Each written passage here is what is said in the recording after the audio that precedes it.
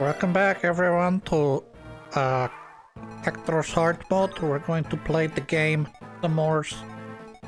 The first things we're going to do is we're going to get Heathy out here.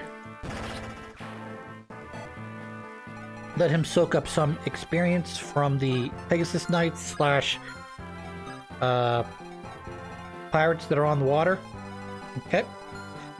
We're going to send Lynn and Guy to the left to take the castle with all the sword users, all the axe users. And then we're going to be careful not to place Kent. And good God, I'm having a great day.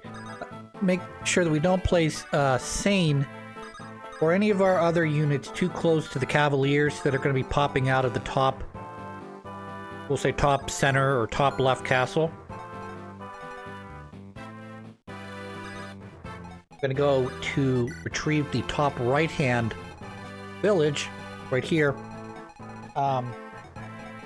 with Heath, and then probably retreat from there. He's not going to be very advantageous to that area with all the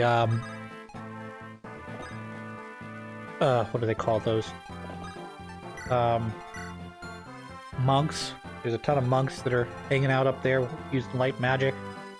Plus, there's a long-range spell that's coming out of that bishop in the top right-hand castle. As you can see, the mission goal is to capture all three places, which is not hard, because if you get within the range of the bosses, they will pull themselves out of the castle, essentially. So this, you know, the paladin, the what is it? Warrior to the left, and the bishop. I'm not sure about the bishop so much, but I know the other two. If you get within their range, they will come out and attack you, which I appreciate. It's nice because you don't see that in Fire Emblem 6 at all. They just sit on the throne the entire time. It's kind of boring. It's the same mission every time. Go capture the throne. Okay, great. Devin does a great job. I've said this before. Does a great job of pairing up the missions. We're going to give you a mission over here, which is a defend the throne mission. We're going to give you a mission over here that capture a point, defeat the boss, survive so many turns. So there's lots of different, you know, game modes, game goals that you can have, you know, which is great.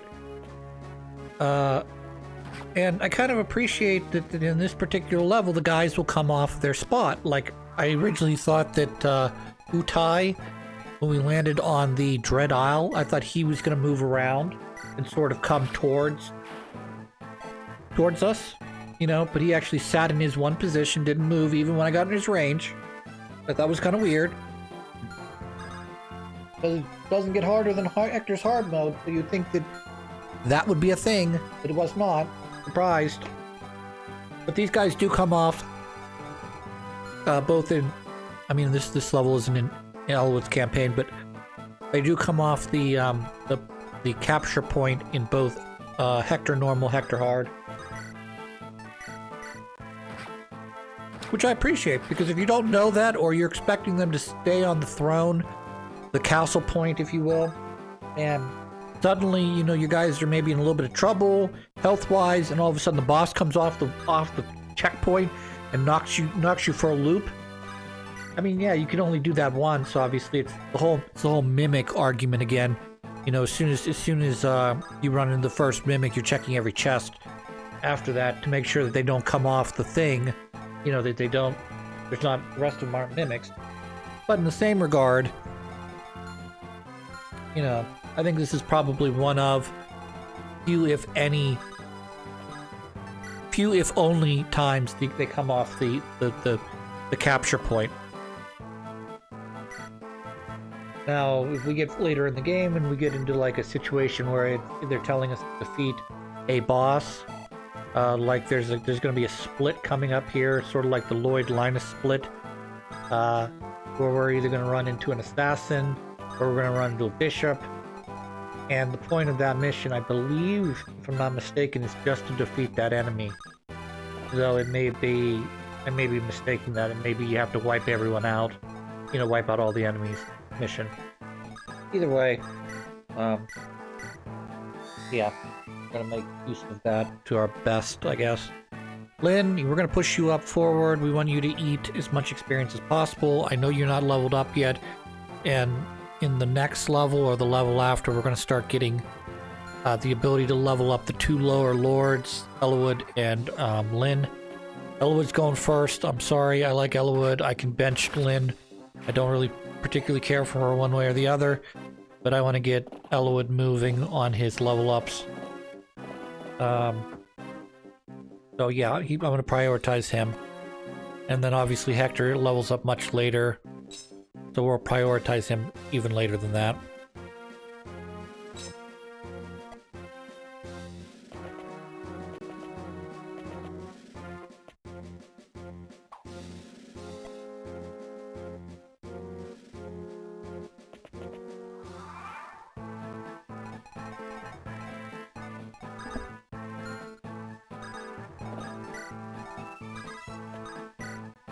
Yep.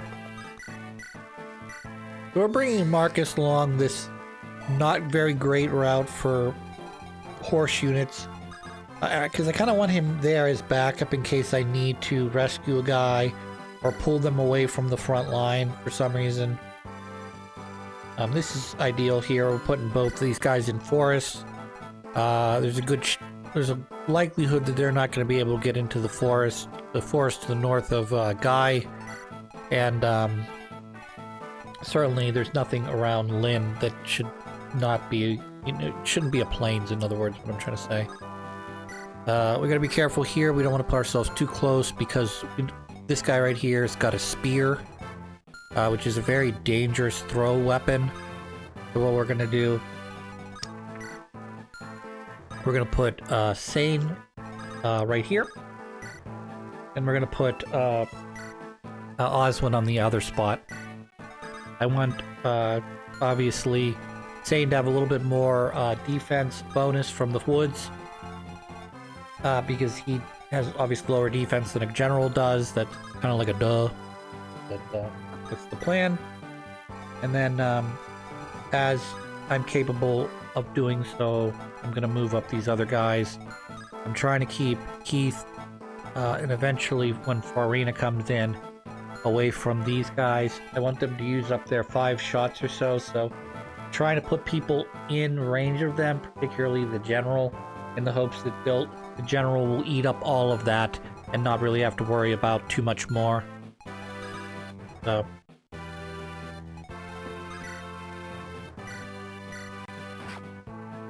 it's unfortunate, but that was fortunate. I was going to say, unfortunate I didn't kill him in 1 hit, but it's fortunate because ultimately, he didn't do any damage to me anyway, so it didn't matter.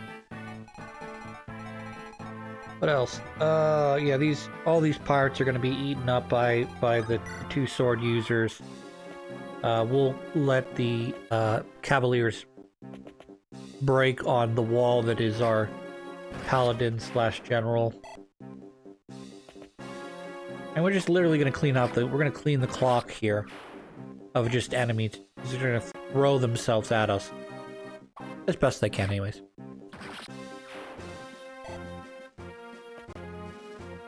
I mean, they're doing no damage to the guy because the guy just evades everything. And then I'm sure... I'm sure if Lynn doesn't kill, they'll bring him down. Attack Guy, that's fine. I need to finish him off, but I've got backup behind Guy in case I don't want to use him. We're looking pretty good in this level. Only thing I had to really worry about at this moment, and I know I'm looking sort of down the road here, is these Cavaliers. They're going to be a little bit of a pain in my butt because if they all decide to gang up on Sane, that's not going to be great for me. And then later on, when we run into all those sages, right now they're being drawn down towards Heath. But as they continue to spawn more of these bishops, and this is going to get more and more dangerous because long range spells plus guys that just throw themselves at you. I'm going to do 2 damage here, and 2 damage there, and 4 damage there, and all of a sudden you're dead. I don't care. Point of being an enemy unit is just you're disposable. You know, you're only, you know, as a player character, you're only allowed to bring in 5 guys or 10 guys or whatever the level lets you bring in. Meanwhile, you got to fight people that are twice your size in your army. It's like, ay ay ay.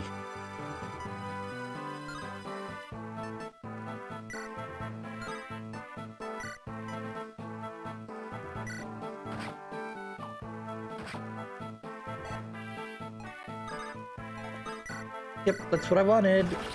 I wanted you to get all the experience, Lynn, even though it was really not that much to get you to 20. Now you can sit on the bench until you class up. I'm gonna bring you in because I think you should use some experience points. Also use Dancer to get another turn on the Troubadour. The Valkyrie is what she is now. And then Swordmaster can take care of other pirate guy who's not gonna even remotely graze guy at this point. Just perfect evasion. Boom, dead.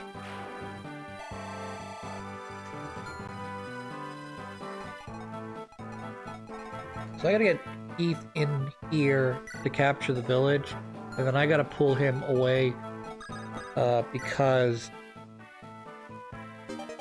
I'm going to die. So yeah, that's the plan, is I'm gonna put myself down here somewhere. Also, I should probably push myself all the way to the bottom. Let the pirate come to me. Yeah, I don't want to move up because it'd just be a pain in the butt to deal with its spear.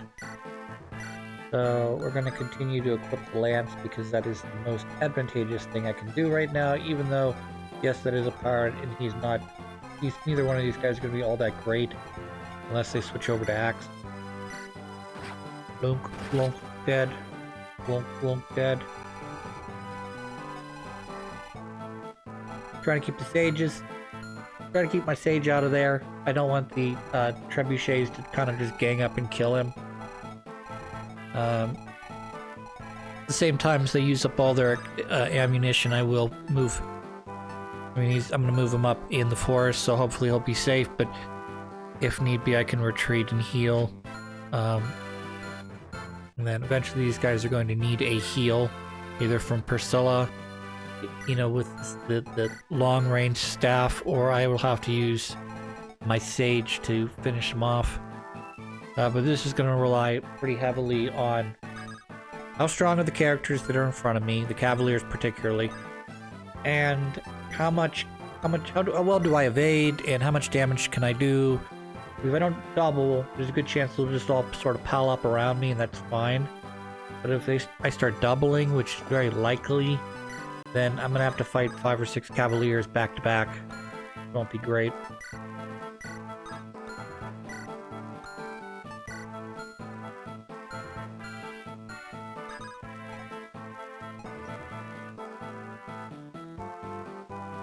What's your favorite color? There we go. We're gonna ask my brother Steve likes to do this. What's your favorite color? What's your second favorite color? What's your third favorite color? At that point, most of us just get frustrated because like, why are you asking this question? Like, why are you asking what my third favorite color is? If I told you, I like the colors, say, I don't know, say blue and yellow. I like how they go together.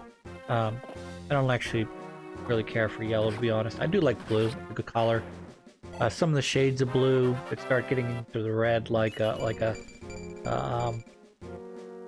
what's the word? Like a purple, I think. Like a not purple, but like darker purple. Kind of like that too. Black's nice. Black's always a good color. White can be a good color as well. I don't know. The only problem with black and white is they very much show the stain. So, for instance, black does a great job of hiding dark stains, but does a terrible job if you have some sort of white dander or powder. It's just the worst thing. And white being the exact opposite, where if you have any sort of white powder, or something like that, it doesn't show any of the stains. But any other color, like you start sweating, your clothes start getting yellowed. Yeah, I mean that's the one terrible thing about white, is inevitably it'll get dirty and stained, gray and green or yellow. It's just not great.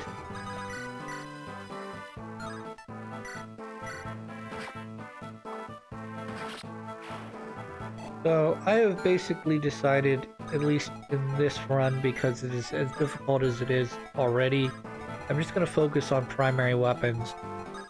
I'm not going to worry about trying to like get Priscilla up to S level anima magic, because she's gonna hit saves long before I'll even get close to, you know, anima level A. You'll already eclipse the S rank on that. So that's fine. The only ones I'm really kind of thinking about making a change on is I gotta figure out what I'm doing with my Cavaliers. So like, for instance, if I choose to use Marcus as my main lance user, that opens me up to use, say, Sane as either an axe user or a more than likely a sword user. As much as I like Guy, he's not going to be able to wield the heavier big boy swords quite like a mercenary slash hero or cavalier can. They don't have the statistics, the constitution for it. So anyways, but for the most part, I'm not going to worry about it, because Hector is going to get to axes before I can get his swords up to S. Elwood's the exact, you know, sort of the opposite. He's going to hit swords long before I hit lances up to S. And then, you know, obviously same thing with Lynn. He's going to long be at S tier for her swords before I have anything remotely close to an S tier bow user. The only thing I have to figure out is I've got a couple characters sort of on the bench right now that I don't think I'll be using, but I could use them if I wanted to. One of them is Hawkeye. I know I used Hawkeye somewhat in the Elwood normal playthrough, but not like to the end of the game amount.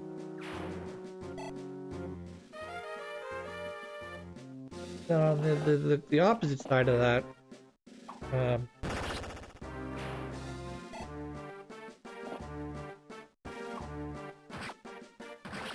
game's doing a good job evading.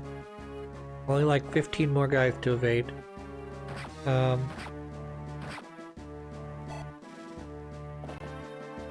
Lost the train of thought I wanted to start talking about. Great. Doing great. Yeah, so, like I said, there's a good chance that Oswin just leveled up his spear into S rank. So the only ones I'm really concerned about are, like, I'd say the Cavaliers. Like, particularly if I end up running two or three Cavaliers, that'll give me the option to have, say, a sword, a lance, and an axe user. You know, as their primary, with their secondary being like someone in the ballpark of like an AB sort of situation. I'm not 100% sure. I don't think I have enough hits or attacks to get to that level, you know, where everything is AAS. AAS, I love it. Like ass, but double the A without the S. But get to my point, you know, it's like, it's likely that I'll be able to get, say, if I really particularly stress with a character or characters, there's a very good likelihood their primary weapon is going to be S-classed, and then their secondary weapon is going to be closer to A. But when we start talking about three weapons, like with Cavaliers, you're going to have to just pick a backup. So like swords and lances, or swords and axes, or axes and lances, or however you want to do it, basically. So I gotta figure out who I want to do that with and how I want to do that. I know I can't use Farina, but I'm tempted to use her because she's so good. You kind of get her just the right amount of time. She's a little underpowered for where we're at right now, but give her this level or another level after this, and she can clean up like you wouldn't believe it. Like, I just got Heath the level 1 class up. Like, she's at like 12 or 13. So that's like 6 or 7 levels, roughly speaking. And between all of these monks, it shouldn't be all that difficult to hit, you know, close to 20, depending on how much experience they're giving Farina instead of, say, Heath, who's just going to get about 10 per kill. I know it's hilarious.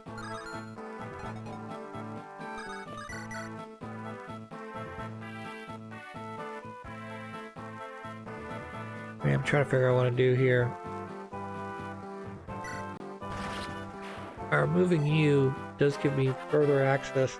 I want to move my troops up. I'm not sure I want to move them up any further.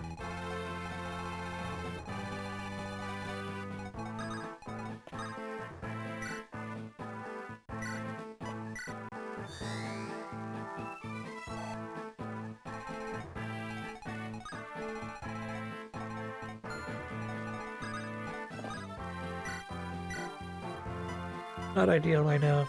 I'll have to move up one of my paladins to heal them up.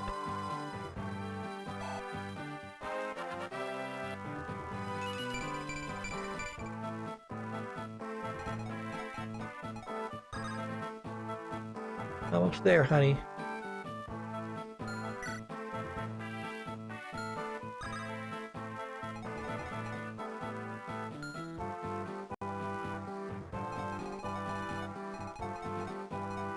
Lots to do, lots to see, people to meet, people not to meet. Actually, there's just one person I gotta meet, which is Farina. And then I gotta hopefully get Hector out of, or Heath out of that area. I think he's gonna die if I leave him there long enough. So I think I'm gonna need a little bit of luck to get through that area. Tactical blunder on my end. And yeah, keep chopping wood against these Cavaliers. You know, obviously put our our general up front so he takes all the brunt damage, and then we can come in behind him and finish him up with, you know, someone else. This unfortunately is going to bring the boss down, like we talked, because he's within the boss's, I guess, throwing range, or maybe the whole range, I don't know.